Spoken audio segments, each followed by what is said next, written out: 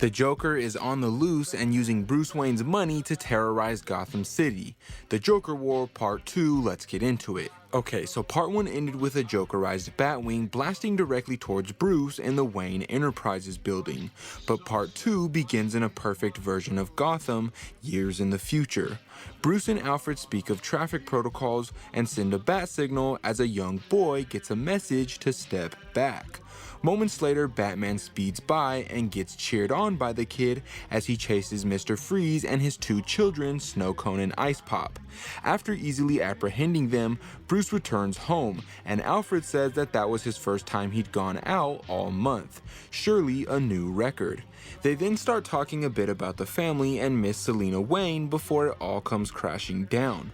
Suddenly, Alfred's neck snaps like it did when Bane killed him, and his face contorts into a twisted smile as he screams that this is all a lie. After that, Bruce wakes up screaming, confirming that was all just a dream. Bruce is now with Harley. It turns out that she saved him after he was targeted by the Jokerized Batwing.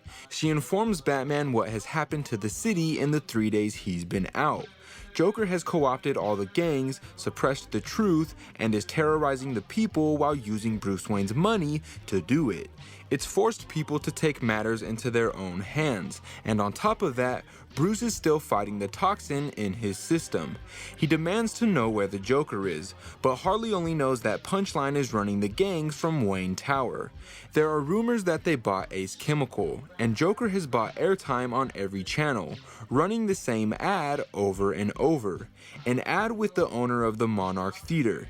He has a Z carved into his face, and he tells everyone to come see the true ending of the Mark of Zorro. Something only 3 people have seen. Unsurprisingly, this triggers Bruce's trauma big time, causing him to hallucinate his parents' deaths. He then starts to hear Alfred in his ear like the good old days, and begins talking to him and getting intel. Harley tries to stop him, but he overpowers her and escapes through the window.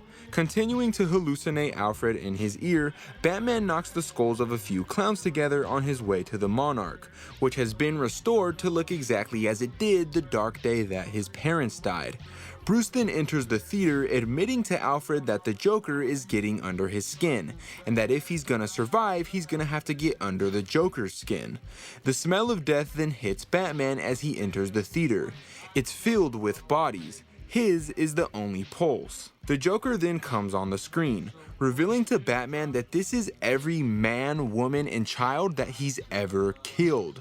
The Joker then taunts Bruce by telling him that these victims have a bone to pick with him, and that Bruce should have been there to save them, but he wasn't.